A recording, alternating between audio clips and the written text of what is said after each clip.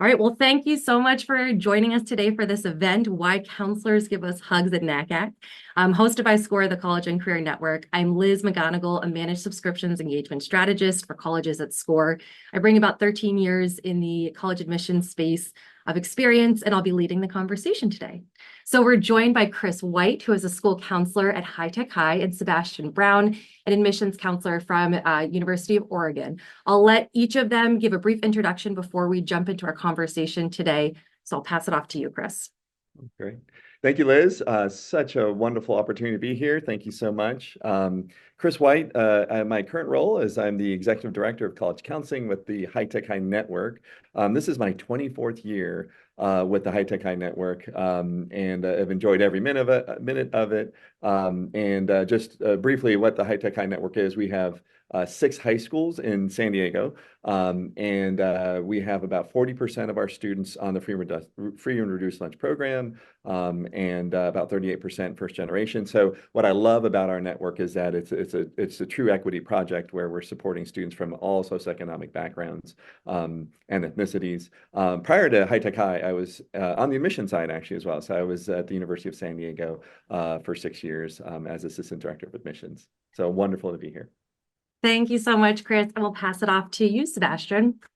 Yeah, thanks, Liz. Hi, everyone. My name is Sebastian Brown. I am a regional admissions counselor for the University of Oregon. So I'm actually based down in San Diego as well, and have the privilege of seeing Chris when I'm out on the road.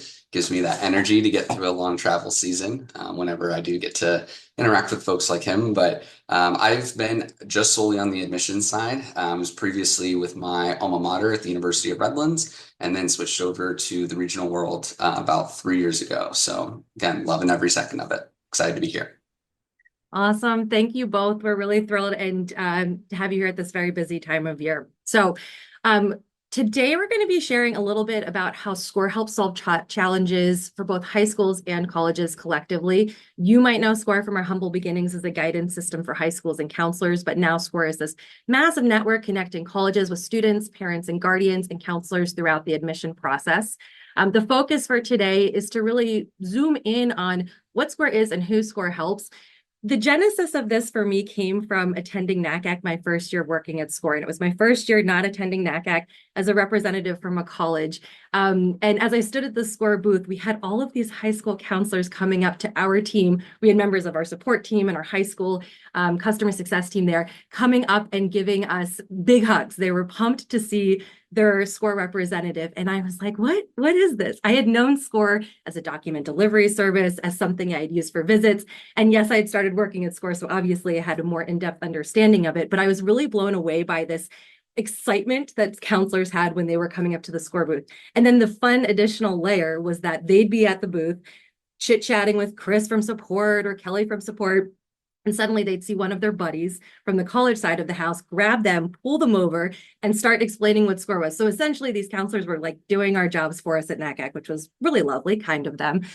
So for me, again, being early to Scoir, learning Scoir, understanding it, it was really interesting to see that network effect in action. And that was kind of the genesis for this conversation. We wanted to bring 2 folks who utilize Scoir in different ways to the table. These are folks that know each other, they engage with each other. We're all part of this same network to talk about how Scoir works to solve mutual challenges. So really pumped to have this collective here to share experience and to really lean into the network concept of Scoir, because we sometimes think of it in these siloed areas.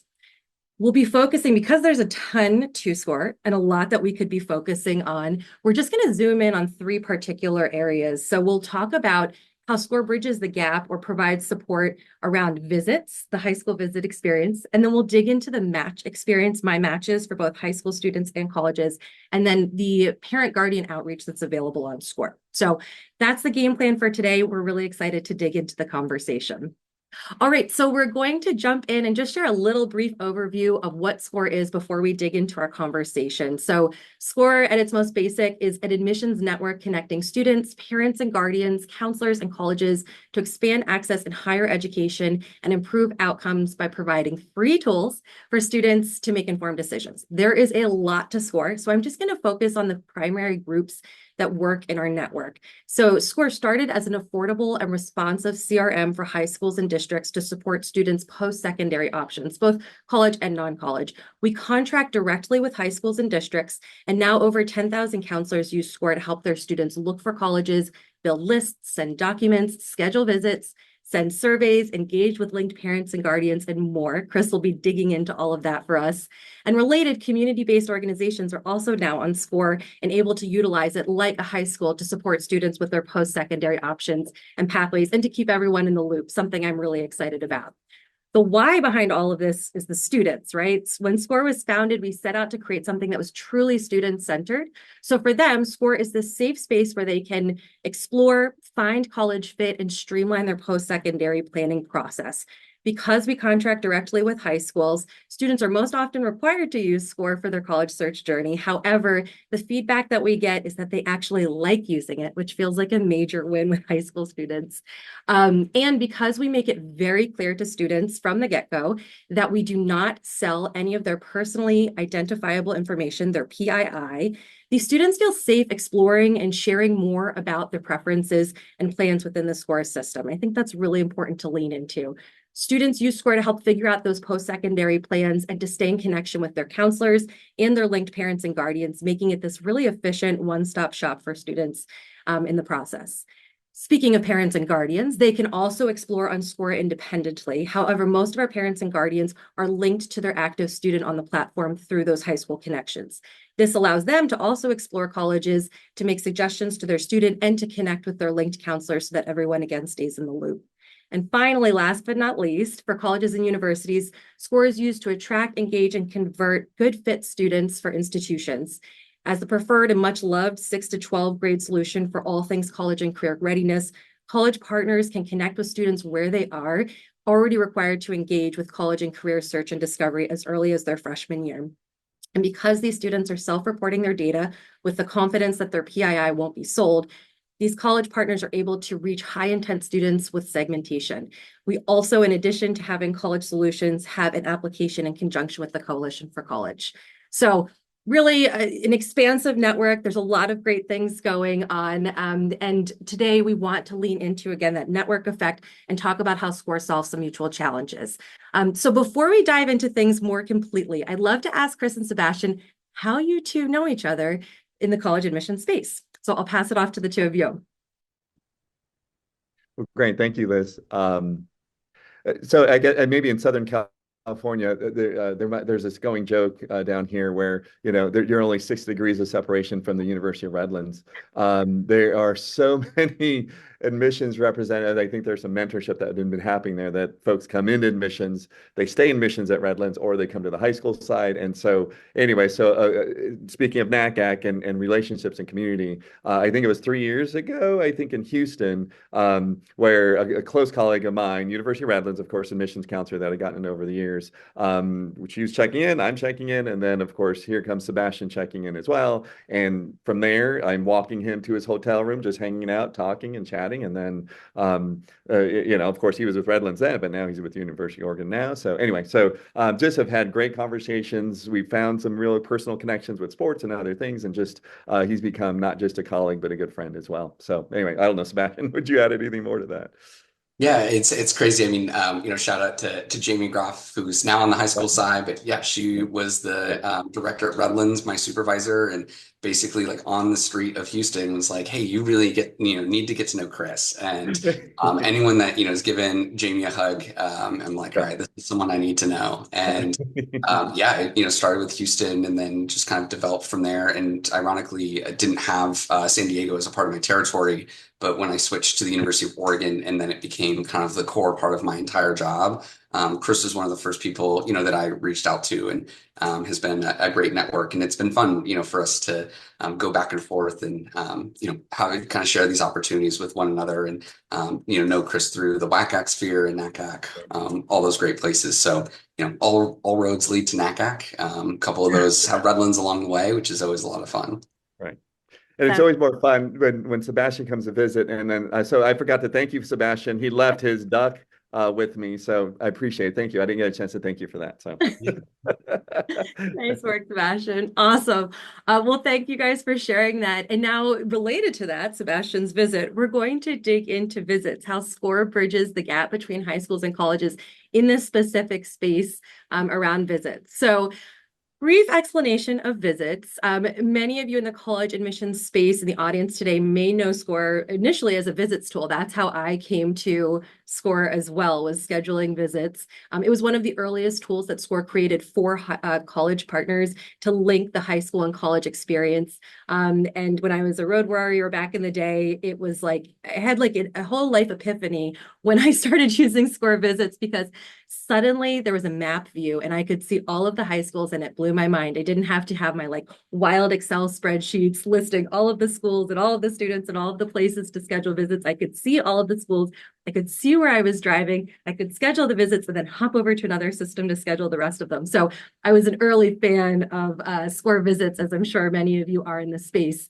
We're going to talk more about that in a minute, but wanted to touch base on how visits are used today, because I'm old news in the visit space. So around 1,300 high schools use Scoir to schedule visits in the platform, and nearly 1,900 colleges are signed up to use visits within Scoir and schedule directly with high school. So it's really become a nice way of connecting those two groups. It turns out that people, not just me, like Scoir visits. From 2023 to 2024, colleges scheduled 84% more visits on Scoir than the previous year alone. So we want to talk a little bit about why visits are happening and how Scoir helps solve some challenges in the visit space from both sides. At its most basic, we use visits to share information, to make better connections between students and colleges. So I want to dig into that more and chat about why you both think visits are valuable and how you use Scoir for visits. So question for both of you, where do you see value in visits? It's kind of a broad question, but some might say it's antiquated, but others might not. So Chris and Sebastian, what do you think? Where do you see value? If you don't mind, Sebastian, I'll jump in first real quick. So related to those numbers you just shared, Liz, like from last year to this year and the exponential growth, right? It's important to realize, like I felt like the value of visits has been reinvigorated this year when I think about the pandemic, right? And pre-pandemic and the numbers of visits that were happening then. One of our high schools would have easily 120 visits in that fall space. For High Tech High Mesa this year, or going back, fall 2021, right out at 12 visits, fall 22, 14 visits, fall 23, 16 visits, and then fall 24, by the end of September, there were 14 visits.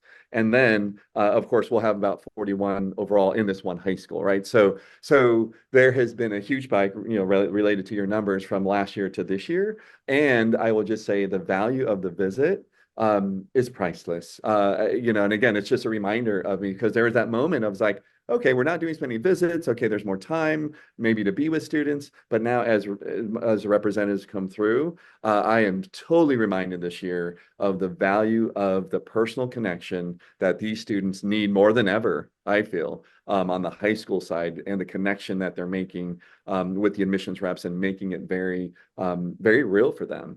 So I think that the visits are coming back, and they're coming back strong, and all for good reason. That's awesome. Yeah, I think kind of going along those lines, similar for me. I mean, when I went from a smaller school to now, the University of Oregon, that being able to build those visits, it really allows us to just get to connect with those students, and face to face. And it's so important for me as someone that both does the road work, but then also reads those applications that come in, that, I can sit down, and when I have someone from, High Tech High Mesa, I remember the conversation that we had and seeing that information in their application. I don't get to visit every single school that I would like to, but I'm in the same boat. I go usually from like about 100 visits a year to now like close to 150. And I think some of that actually is with the tools like the map in Scoir. My background, I did my MBA in something called location analytics. And so I'm all about geospatial mapping and data analysis. And like, if I can squeeze 6-7 visits into a day, that is a point of pride to me, because it means I've like fully optimized my schedule. And, I'm traveling from east to west against traffic, all those kinds of things. And I think that makes it, a lot more fun for us. And as grueling as the fall travel season can be, it is those opportunities to sit down and talk to a student and explore, their future passions and hobbies. Like that fills our cup as admissions counselors. And I think, and I hope that we never move away from, the in-person visit, because it really does make a difference both for us and for the students. That's really awesome. And Sebastian, maybe we need to bring you on as a consultant with your spatial background. I love that. That's a fabulous add to it. Yeah, and what you're both saying about that personal connection really resonates with me as well. I feel like you can start a morning as a road warrior really exhausted, and 3 minutes into a visit, you are instantly reminded why you're doing this work. And it really creates that connection point with students. It gives you great insight into what's happening on the ground in high schools, in communities, et cetera. So a really, really valuable personal part of the process. Thank you for both sharing that. On the more like technical side of things or tactical side of things, Chris, how do you employ Scoir visits? What do you like about Scoir visits? How does it help make your work a little bit easier? Oh, I mean, where do I begin, honestly? I mean, it's like, okay. Gosh, I mean, so the first thing, believe it or not, right? Like it really has encouraged me, again, school visits has encouraged me to really reach out to the lower grade levels to ensure that the ninth and 10th graders are registering and engaging with Scoir. Yeah. And here's why, right? The simple answer is whenever they start to build their list, whenever it's ninth grade, 10th grade, however, they put University of Oregon in. And actually, this is actually, a really timely example. 3 weeks ago, I went in, introduced Scoir, got our freshmen logged in. They started building their college list just based on things they've heard, so on and so forth. And when the visit is scheduled, the students who, of course, have those schools are notified of those visits. And so Sebastian, he may remember this, when he visited 2 weeks ago or so, he had a freshman in his visit, along with, of course, seniors. And that was just a clear example of again, when I'm going in and I know the value of me talking to freshmen because they could be in the meeting with an admissions representative within that week. So that's one. It's a great reminder to me of like this work doesn't begin when they're the transactional piece, when they're filling out the applications. This work is the transformative work really happens earlier on, and visits really helps me to just kind of fuel me to spread myself as much as I can all the way down to the ninth and 10th graders. And I think just the other piece, again, there's so many other value adds to it. But again, having done this work for many years, just remembering the day of just, of course, the emails back and forth with admissions representatives, and the amount of time that consumes, to where now in August, right, I'll set my availability, boom, boom, boom, boom, boom, put it in my calendar, put it out to the world of all my admissions friends, and then just they start to come. And I will say this, right, this year more than ever, I felt like I was even behind posting my availability the first week of August. Like that was like, I'm like, oh my gosh, like I posted it, and then all of a sudden 7, visits start to show up. I'm like, wait, what if I did this like 2 weeks ago? So anyway, maybe Sebastian can help maybe ease my nerves about like when I should be doing this. But anyway, it was literally like in that August time, they were just boom, boom, they were on it. So anyway, those are two big pieces I felt that I think visits has been tremendous for me in connecting students with colleges. I love that. So you're nurturing students earlier on in the process. You're demystifying the process a little bit earlier by bringing them into the conversation. And just to put a fine point on it, Scoir is set up so that when a student is following a school, if that school does register for a visit, they automatically get notified of it. So it takes away from you needing to be like, hey, Kevin, come on, like the school is on your list. I lived those days too. Yeah. So yeah, I definitely appreciate that for sure. Yeah, absolutely. That's 100%. awesome. And then Sebastian, on your end, I mean, you mentioned like getting to maximize your day.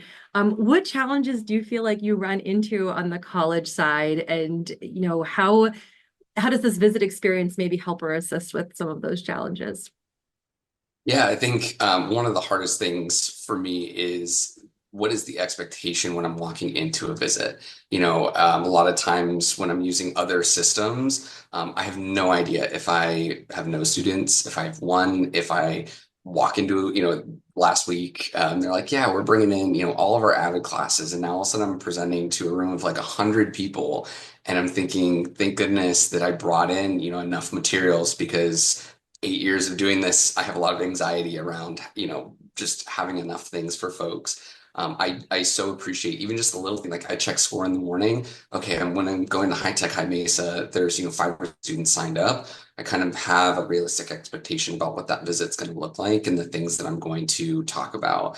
To Chris's point, that first year student, I so appreciate that she was there because she asked some of the better questions out of the group. And, they, like, freshmen aren't worried about scholarships and about the deadlines and what is my essay going to be. She's asked, like, talked all these things about housing and, whatnot. She's like, well, what's the food like on campus? Like, that is the biggest thing you have to worry about. And that is one of the more important questions to focus on. And the seniors are all like, oh yeah, if the food is terrible, I'm not going to be happy, in college. Like, that is a really good question. And then I'm able to leverage that. Like, Oregon has a dining hall that's sort of similar to, a spot that's near the campus. It's called Liberty Station, and that kind of resonates with the students a little bit better. So I love the expectations that are easier for us on the college side to plan ahead for.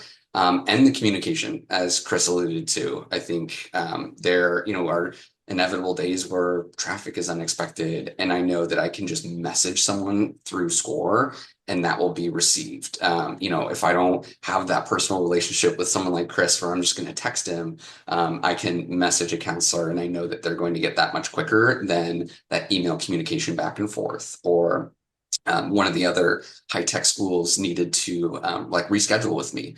And that was truly a seamless process, where when I've had other schools through other platforms need to reschedule with me, I get this random email. It's like, your date's been rescheduled. And I'm like, that doesn't work for me. Yeah. And at the bottom, it says, contact that school if you have any questions. I can't even reply to that email.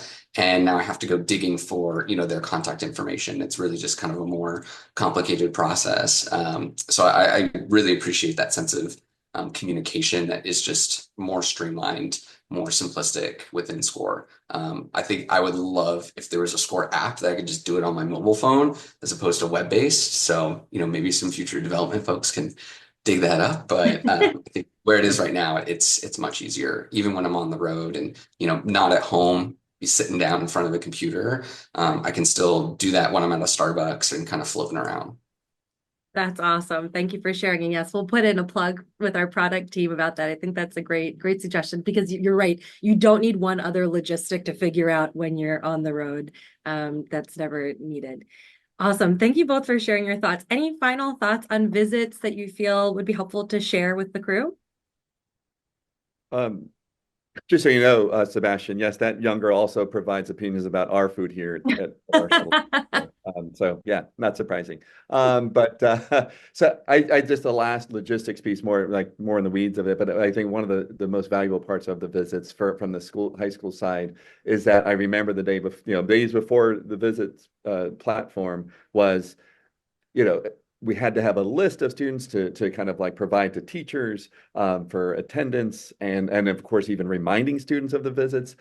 So again, just wanting to ensure that the rep has a good visit, I'd like to email all the students who've signed up the day before, and it's a quick 2 clicks, and I could send an easy reminder to all those students, hey, University of Oregon's gonna be here tomorrow. Be seeing you in my office at noon. And so that increases the attendance rates. I've certainly seen that. And then of course, to communicate through our teachers, I can send them the list of the students who are set up for the visit as well. So just a lot of the logistics that go into a successful visit. Again, having done it on the college side and now on the high school side, it really has streamlined the process significantly. So I just can't say enough great things about this platform and the business part of it.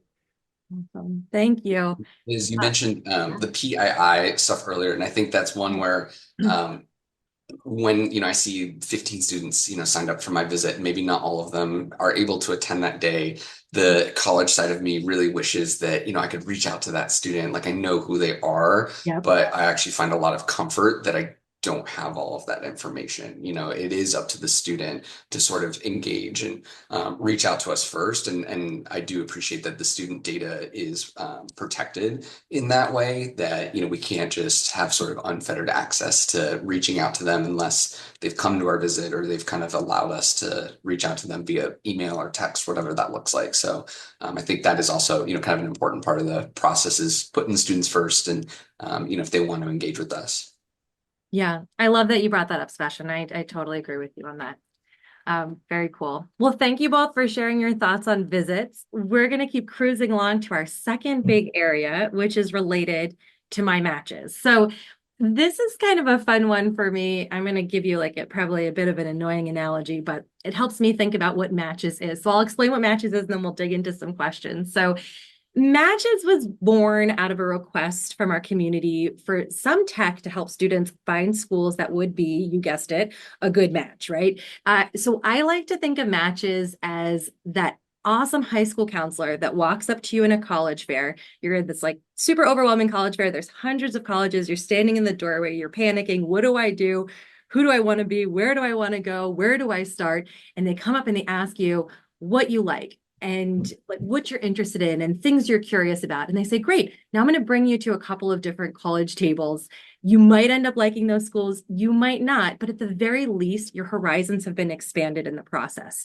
So Matches really allows us to use tech and student preferences to make that a scalable experience for a lot of students. Chris, you have a pretty solid student to counselor ratio at your school, but many of our college or high school partners don't, right? It might be one counselor serving 500 students, and it's really hard to provide that personalized experience. So this is a great, easy, early first step to encourage students to expand their horizons and engage with more schools.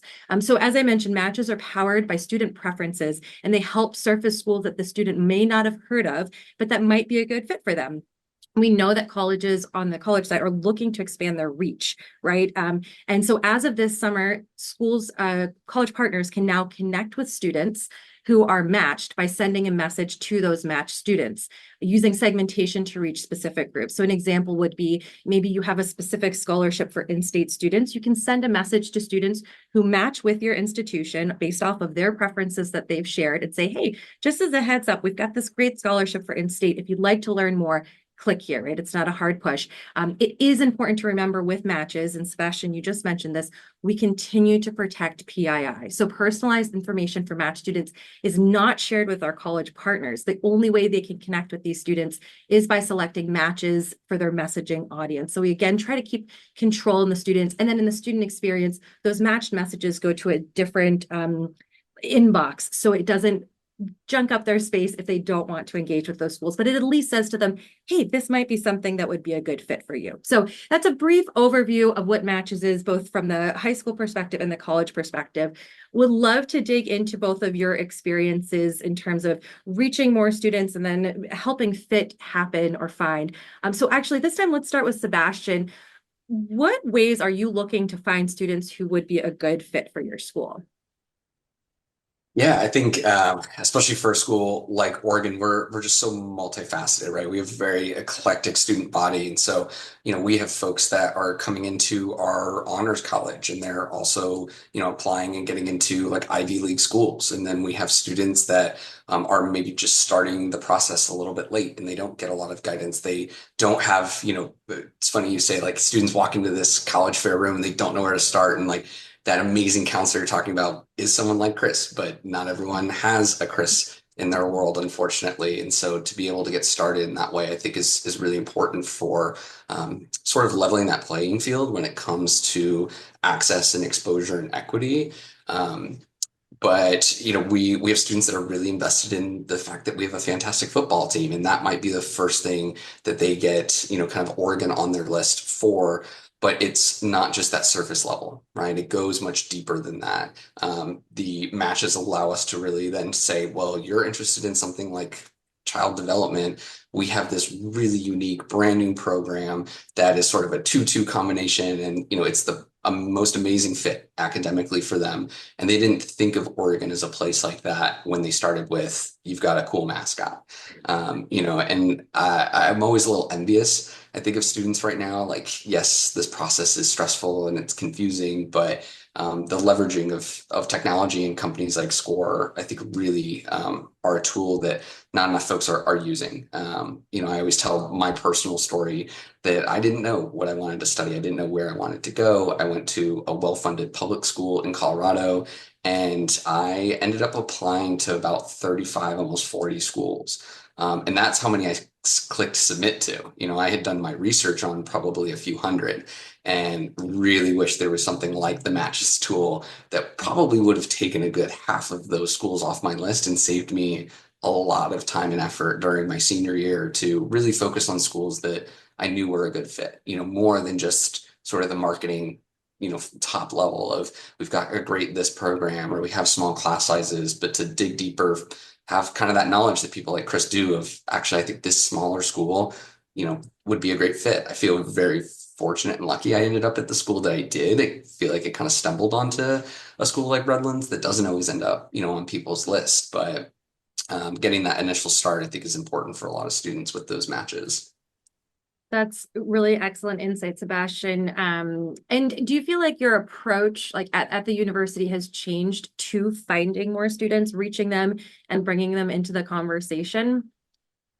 Yeah, absolutely. And I think, as a out-of-state public school, there's a lot of, sort of misconceptions around things like acceptance rates or how competitive a school needs to be, things around financial aid. A lot of students hear that sticker price and like, of course, my family can't afford that, but long run, things may actually, work out financially. I always encourage students to have a bit of a well-rounded list, not necessarily 35 schools, but Chris and I had a great experience last year with a close friend of his daughter's, and she had applied to a lot of schools, and decisions didn't necessarily go the way that she was hoping, and thankfully we were able to make some sort of late spring adjustments for applications, but not every school is going to be able to do that. I think that was actually a premise of the FAFSA, fiasco, that we were able to still accept a late application. Normally, we wouldn't have done something like that. Yeah, I think it's all just so important to have those open communications with students and allow us to really share with them why we might be a good fit or maybe not. A lot of students come to us looking for certain programs that we don't necessarily have. Right. And it's, a little disheartening, I think, for students at times when we do come to a visit and they hear we don't have that main program they're looking for. Going through matches or something like that might have notified them of that a little earlier. And then, they're saving their time and energy meeting with the schools that actually are maybe a better academic fit than we might be. That's excellent. So, Chris, on the flip side, what ways are you looking at, how have you seen students benefit from using My Matches? Do they use it, and what's been your experience with it? They certainly use it. And actually, just to take a step back to clarify, so being a public charter school, right? So we do have one college advisor at each of our high-tech schools, and each school is about 400 to 500 students per school. And we actually don't have the traditional counseling roles. And so I feel in a lot of ways like we actually do test the system in a way that would and could look in a public school setting. It's just that we don't have 2,500 students in one building or one school and multiple counselors. So again, it's I think from a ratio perspective, our counseling ratio is right on par, for better for worse, with the state of California and maybe even the larger U.S. in terms of student to counselor ratio, which I think just builds to the value of Scoir and being able to scale the work. And so kind of going earlier to my point about like this reminder of the transformative work that Scoir can help you do in reaching out to the 9th and 10th graders. And again, in private school settings, you see that more frequently. In public school settings, you see it much less frequently. And I think here we're right in the middle where we can say, hey, how does Scoir help us do that? And so, of course, Match is one of those big pieces. Again, a 9th grader has enough insight and understanding of their own personal preferences to start to like list those preferences. And so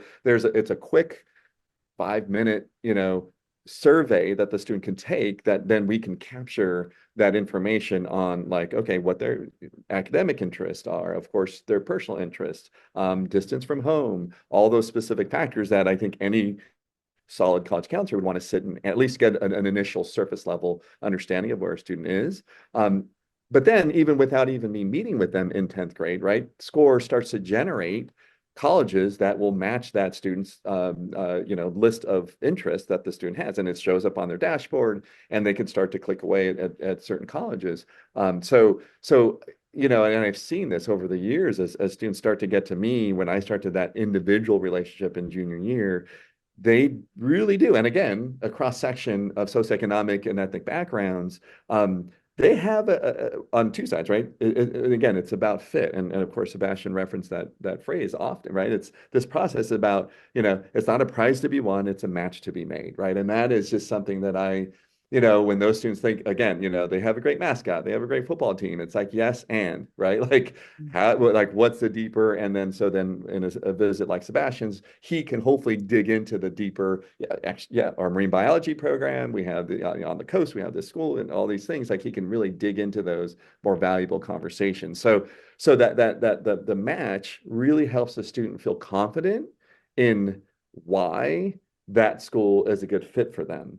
Beyond that surface level pieces. And so because what happens on the match, they obviously it shows a percent match of that school with the students' preferences, and then it also labels specifically why that school is matching up with their specific preferences that they've already listed. So that, again, that confidence that a student has in the why this school is a good fit for them is so powerful and so insightful. And of course, as a counselor, for me to come in, it makes my job so much easier just to, just a slam dunk. It's all right, Sebastian's coming in, boom, boom, here's the connection, and then have that deeper layer of a conversation. So yeah, and again, that process beginning earlier. And so then as that junior and senior, they're having that second level conversation. So yeah, very good. I love that concept of the second layer. It's not just that surface piece of, okay, I'm from this state and I know of the state school. And so I know where my, uncle went and I know where my friend went, and great, that's my list. It allows for that introspection. You're identifying who you are and what you're interested in. And then we're making some surface connections for you to dive a little bit deeper. That's a great call out. So Chris, related to that, have you had any students receive a My Matches message on Scoir this year? And if so, what was the experience like? Yes, and so they do, right? And that was one piece, right? Like what Scoir does, and again, how the master's minds do it behind the scenes is phenomenal. But a student, high tech high, we would have those students who are into Dungeons and Dragons and comic books, and so they can list those as their preferences, and then on the college's I guess is it a wallpaper? I forget what the reference is, but again, on that college page, Dashboard, they yeah. have all the different sections, the departments of the schools, business with the comic club, like the student organization, the comic club. And it's like, oh my gosh, like that, it's so powerful. And of course, the student clicks on it and then just goes right into the weeds, that rabbit hole, and that kid never comes out of it, right? And so yeah, I mean that is that level again, and then they'll just come into my office just so excited about that institution. And it's something that I can't replace that, right? It's just, of course, all I can do is make references, and like you said, Liz, right? Like you may like it, you may not. But now this student is coming to me saying, okay, how do I apply to this school? Because they have they have my people, right? Like my people are right, so and that's what this customization allows to happen for a college as they put it on the Scoir on their side. And then as it reaches a student, powerful. That's great. Sebastian, any last thoughts on your end about the My Match experience, the opportunity to connect with students to reach students who might be a match that you may not have been able to reach before, maybe via name by or something like that? Yeah, I think for us, and again, what I appreciate is Scoir is one of those tools that allows someone that's even kind of newer to the admissions world to really start to, hopefully get a little bit of that, taste of the Kool-Aid, if you will, when it comes to like enrollment management. I love diving deep into data and to see trends, in certain states, for example. Like I'm very privileged that I only oversee, a portion of the state of California, and I have wonderful colleagues throughout the entire state. I think I'd love to see if we could zoom in a little closer on certain areas, rather than just the entire state of California, because for us, that sort of aggregates more towards bigger schools, and something like a high tech that just doesn't have the volume as a large school, might be overlooked. And I think Scoir is important, in knowing that those smaller schools are out there. And I always use the example of, I will get 8 to 10 truly phenomenal applications from high tech, every year. And if we can enroll even a few of those students, that's a great opportunity. And I wouldn't want that to be overlooked by, a school that has a few thousand students and they kind of just throw applications at us. We might still get the same 1 or 2 students from a large public school, but a few hundred applications instead. But I really can't emphasize enough just the power of letting the students, I think, reclaim the search process back to themselves and really treat it as a fun and exciting opportunity to, I always tell students like they need to do an internal search before they do the external search, but those can also be happening a little bit at the same time, especially for those folks that get to start early. The freshman who really loves Dungeons and Dragons, and to know by the time that they're a senior, if that is still like their bread and butter, then there are some really cool schools out there that are going to be that really unique and like match made in heaven sort of situation. But also if that changes, like that's okay as well. That there's that sense of growth for students to be flexible. You don't have to be the same person that you were when you first started your college process. And I think Scoir is able to be flexible with those students and help them adapt to their priorities, and their lists are changing sort of back and forth. Yeah, that dynamism is a great piece to highlight, that it does, as their preferences and information change, so do the recommendations as well. So we're constantly trying to evolve with the student and provide information that's really helpful to them in the process. So yeah, that's a really great point. Yeah, and then I think, as someone who used to manage marketing and communications in my past admissions life, the opportunity to get to tell the story of the institution I worked with effectively to a broader audience feels really powerful to me as well, to an audience that might be receptive. I couldn't be at every single high school in the state of Pennsylvania, no matter how hard I tried, but utilizing something like my matches to say, okay, students in Pennsylvania, this is what a student from Pennsylvania, what their experience is like with a Maine winter. And we can talk to you a little bit about it, demystify that for you. And maybe this is something you're interested in, maybe it's not, but we're here and available if you want to explore more. That type of availability is really interesting to me. And it's important that that's available without me in a surreptitious way purchasing their name. I'm giving them the option of engaging with me, but I'm not requiring them to engage with me. So I think from a philosophical standpoint, that matched concept really hits for me as a way of like the best of all worlds, getting a lot of the things that you want. So cool. Liz, real quick, I think along that line, it allows us to have really authentic conversations with students. Yes. It's not we're ranked number 15 by this company when it comes to the food. It's like if you're vegan, you could have the 15th best cafeteria in the country, but if they don't have vegan options, they're not in the top 15 for you. It really allows us to be unique. And like I tell this joke all the time when I do my visits, like up in Oregon, we have kind of an aggressive door holding culture. Not everyone really knows what that means. And in California, like people would rather die than let you merge onto the freeway. Don't really have that problem in Oregon, but that's not a ranking. That's not a marketing statistic. That's really something that needs to be felt. And to some students, that really resonates with them. They want to be in a community that's like that. And others, they want sort of that grind, that hustle and bustle. And that we're able to authentically share more of that sense of the campus aura is, I think, the term the students are using these days, or the ethos, than just, what's your psychology program like, something like that. Totally. Love that. Yeah, I think we've moved beyond vibe into aura is what I'm hearing. Okay. Right. Chris, you can confirm. Awesome. Well, thank you both for sharing your insights on matches. The third and final area we're going to zoom in with on Scoir is about how Scoir bridges the gap with parents and guardians and how we're connecting with them. And I find this to be a really fascinating element of where we stand right now in the enrollment space and in the high school space as well. I'm sure people get pinged with lots of information of stories of how students are moving through the world at this stage and how they're moving through their college experience. So wanted to zoom into that spoke of our network wheel. Scoir really recognizes how critical this group is as a student looks for and applies to college. We understand that often this is a family decision. It might not be for every student, but for many students, it is a family decision. It's typically the first big decision a student has made. So there's going to be a lot of support and interest and curiosity around it. So with that in mind, Scoir is built to keep everyone in the loop. We're trying to reduce friction, increase efficiency around a lot of people communicating and considering around a shared goal of that post-secondary option. So when high schools, how it works in practice is when high schools bring students onto the platform, they can also opt to invite linked parents and guardians, or parents and guardians who will then become linked to that student. Right now, we see that 23% of registered Scoir students have a linked parent or guardian on Scoir.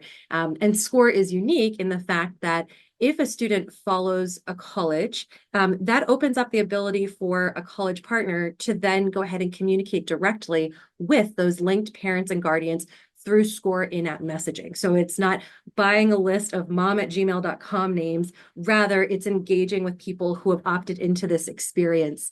So I want to talk a little bit about why it's beneficial to have this group on Scoir, and then how they utilize it and how our college partners think about engaging with that population. So Chris, on your side, what has been the response from parents and guardians to using Scoir? How do you feel like it's changed their involvement in their students' college search? Right. Yeah, I will definitely address that question directly. Although I'll start with just I think the larger, the broader picture of the value of the parent and guardian engagement. And again, what I appreciate about the environment that I'm in, the High Tech High Network and the equity project that we are, is that it helps to identify as early as possible the students who don't have parents or guardians that are engaging in the process, right? Because as you emphasize, there is value. It is important, regardless of the background of the student. The guardian, the parents, they must be involved, right? So of course, when you look at the spectrum of socioeconomic backgrounds, there's one end of that spectrum where you certainly know they're going to be engaged and you want to make sure they're engaged. But how they engage is I think a part of that question that you're asking. But then again, for us too, specifically, it's like, okay, which parents aren't and guardians are not engaging in this process, yet knowing that the students that they're eventually going to get involved. And so identifying those earlier in the process so that we can reach out, do more active engagement with them to bring them on board and to keep them informed. So then specifically to answer your question, how parents have been engaging, though for those that are actively engaging in the process, we do a survey of our kind of college counseling support services that we provide every year, and we obviously take it in and see how we might reiterate and improve for the following year. Several comments will come out, and I think one of them, I think that really speaks to exactly how parents really feel this helps them engage. Some couple quotes. One is, Scoir was a great way for us to get the conversation started. Conversations about different schools by looking at them together through Scoir app. Scoir, it's a conversation tool for talking about college, right? And that's what you want. That's what you want. And again, we're talking about the college process, but also understanding, as somebody who also has shepherded 3 of my own children, my personal children, through this process. I will tell you, the parent engagement piece, I have looked at a whole different lens, for over the last 7 years as I've had my own children go through this process. But that conversation starter is so important, and so I appreciate those. When the parents are actually obviously conversing with their students. And so then I'll summarize, I think, the actual involvement with, as I was saying, kind of just going through these results. The phrase I came up with: parents are more informed but less involved.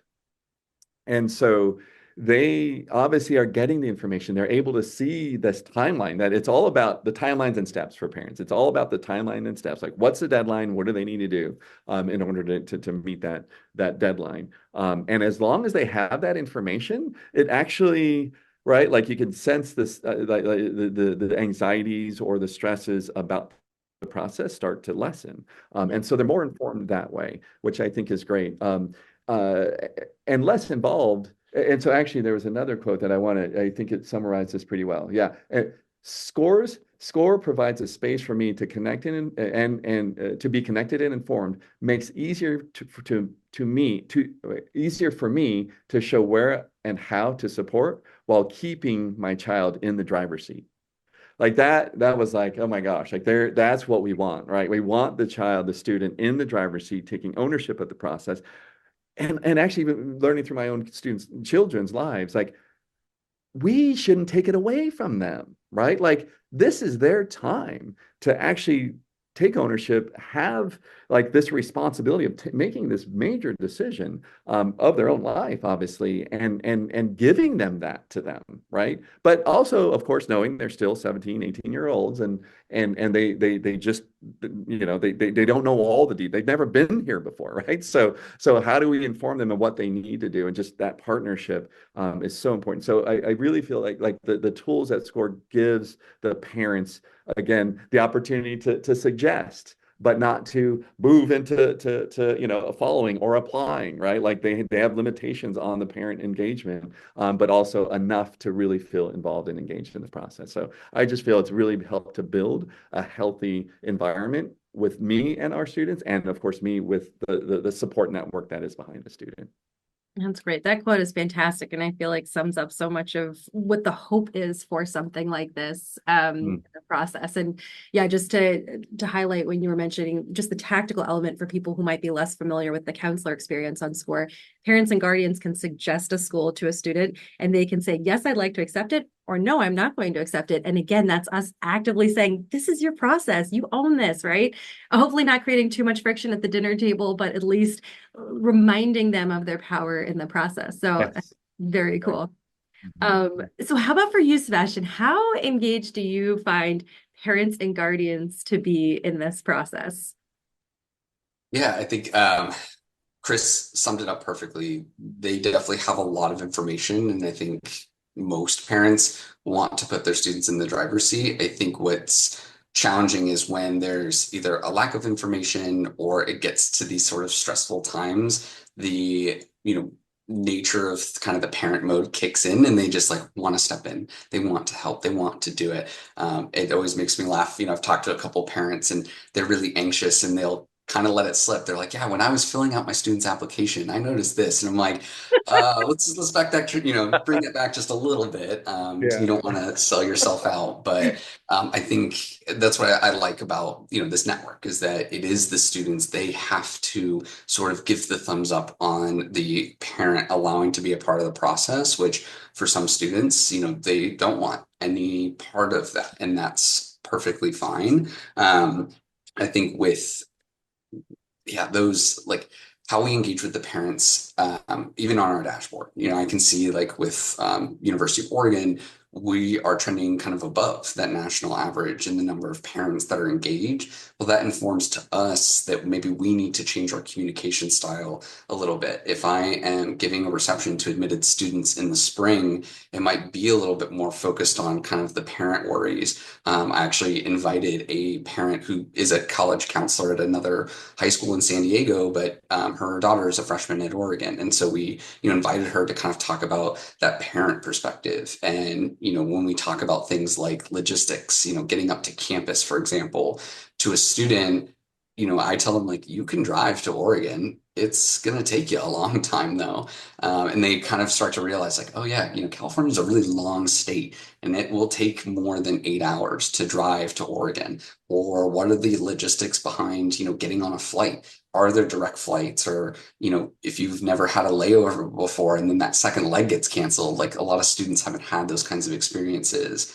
So we can tailor our information a little bit more towards the parents because they're the ones that truly have the anxiety around like transportation to campus and not so much the students, or what are some of those logistics. And when we do talk to our parents, we really try to use that inclusive language of, yes, it's your student going through the process. They're the one that's coming and having the experience and taking the classes, but the whole family joins the flock, as we like to say.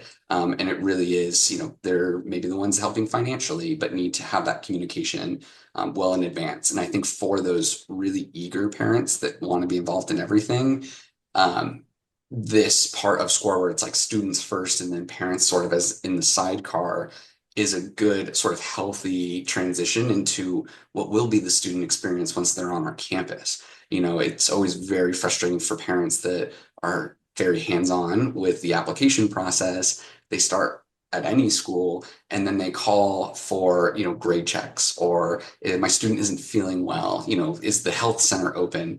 And, FERPA and HIPAA are very tight locked doors once a student leaves. And I think that sometimes is a very rough adjustment for parents. And I think this is a nice sort of medium to get them to realize, okay, we've done what we can for the last 17, 18, 19 years to get our students to this moment. We have to be okay with letting them make a lot of their own decisions, kind of learn throughout the way. We can't be as involved as we want to be once they leave for college.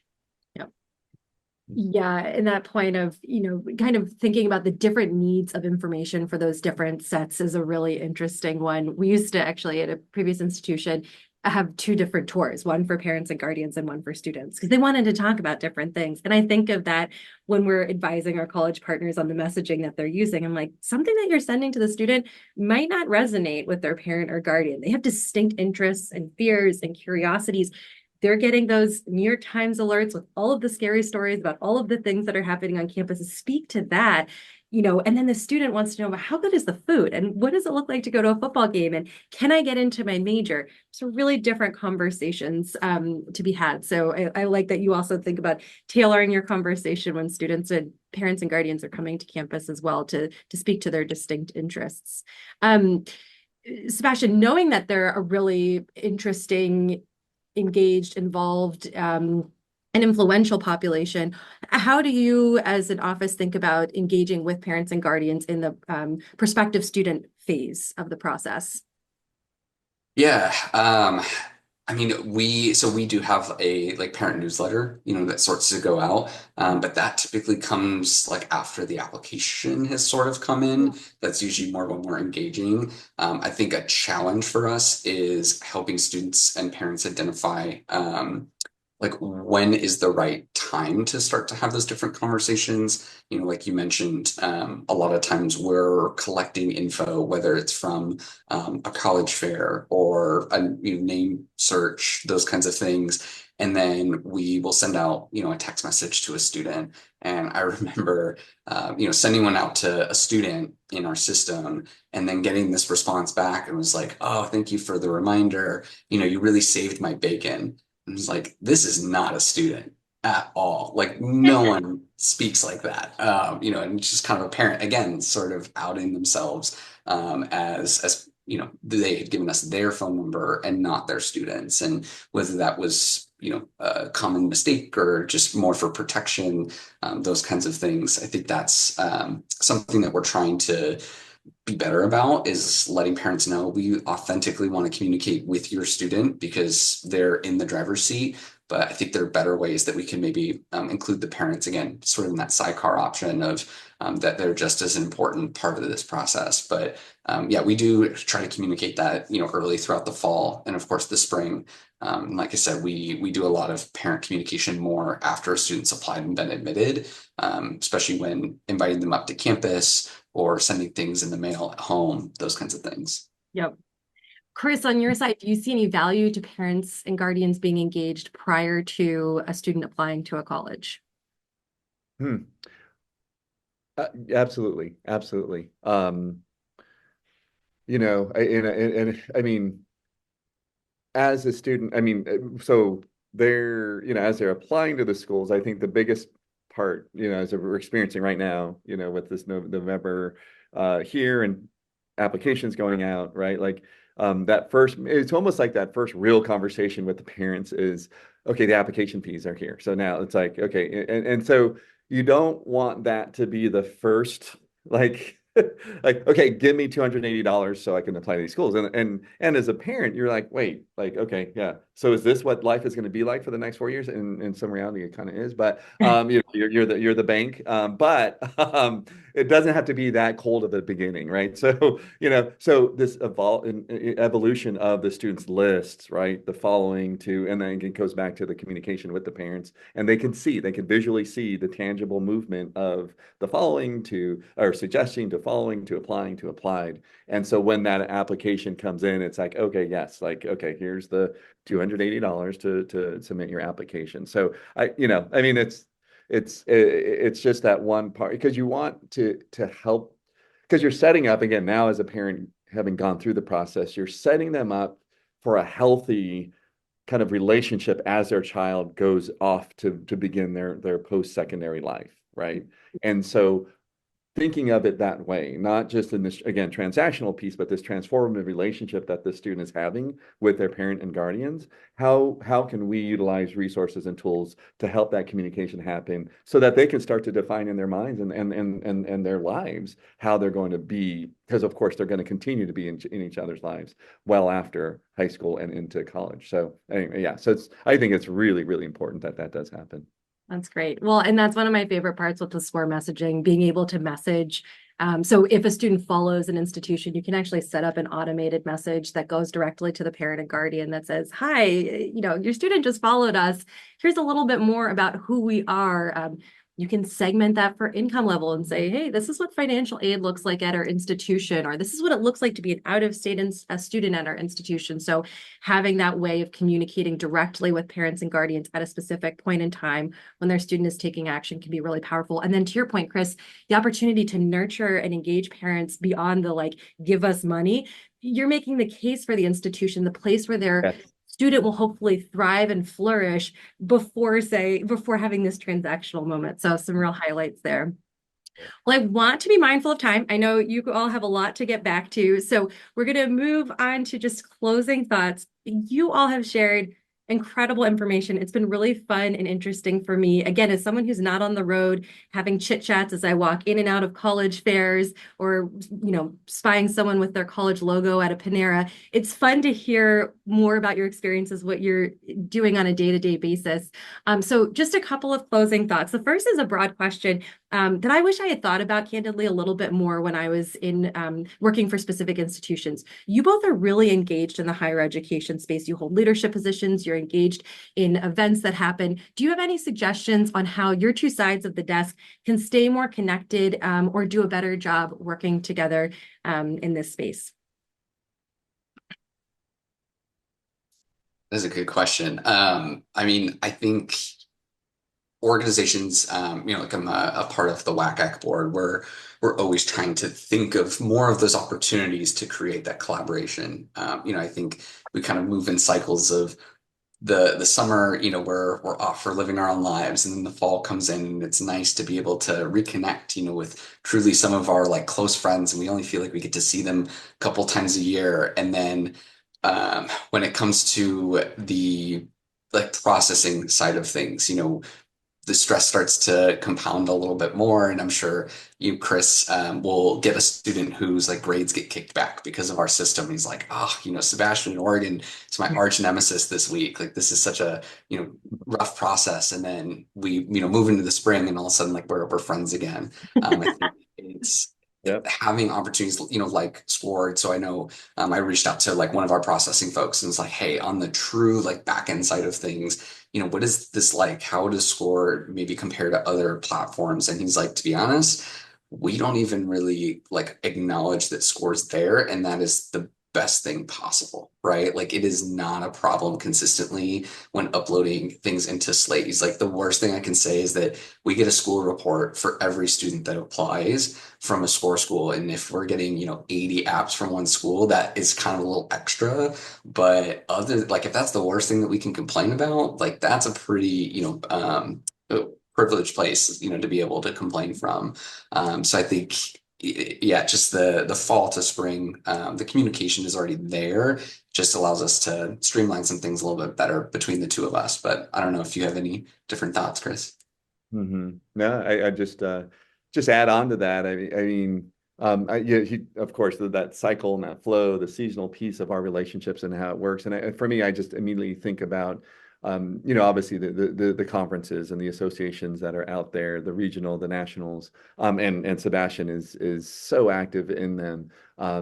And it's great that we were at the LA NACAC, and again we ran into each other there, and I see him running the NACAC SIG group of AI, and it's like, wow, I didn't know that, I knew he was the deal, but I didn't know he was the deal, right? So it's just those parts, and I feel very spoiled, right? Very honored and blessed to be in an environment in a school that enforces, right, the involvement in associations, right, and attending conferences, and knowing, right, that there are so many public school counselors that are just not able to be a part of that network, right? And whether it be for cost or, of course, just time away, and a lot of good friends on that side of the desk as well. And so I just so again, I feel privileged, right? And I hold that privilege with honor, and I do the best I can with that for my students and connecting with colleges. But I constantly ask that question, like it's such, I think, relatively speaking, a small percent of the counseling community is engaged at the level that I'm fortunate to be at. And like as I feel like this process is being squeezed, and again, being a part of a public population over my 20 years here, I have never felt, especially even this year with November being like, is this the new like regular deadline? I mean, it's so, and I think with, private sector, I think that has, and even more so, maybe even there too, the early actions, early decisions and whatnot. So I think with this sprint now with reps on the road, and then all of a sudden November 1st hits and applications are out from the high school side, and then decisions come out, like it feels like the process is being squeezed that much more. So I think relationships like Sebastian and I referenced like are so important. And how do we increase the volume of both admission side, but I think particularly the high school side, and building those relationships and bringing communities together with leveraging technology, right? There's so much out there. And so, how do we continue to grow, that population that is truly engaged in the college admissions work? Yeah. Well, you two are a great example of how to move through this space. You both leave a trail of fans wherever you go, and seeing how you've engaged with WACAC, NACAC, et cetera, is really cool. And hope, it's so hard to carve out space when you are in this busy work to do some of those things, but you can see the impact of doing something like that you develop these strong relationships. And I think our work is made better and stronger by having a deeper understanding of the experience that the other side has within it. And, if you're working in higher education, whether on the high school side or the college side, you're doing it because you like students and you're excited about the promise of education, the promise of their future. The best thing we can do is work together more collaboratively to improve that process. And in both what you've all shared today, I see a lot of that great intention of making this a better experience and process for students. So onward and upward, we'll keep at it. But it has been so wonderful to hear both of your insights. I really appreciate the time. For our audience, that's all we have time for today. We really appreciate you attending. We will be sharing a recording of the event within the next 24 hours. So check your email inbox for that, and your spam folder if you have us over there. Thank you all so much for attending, and we will see you next time.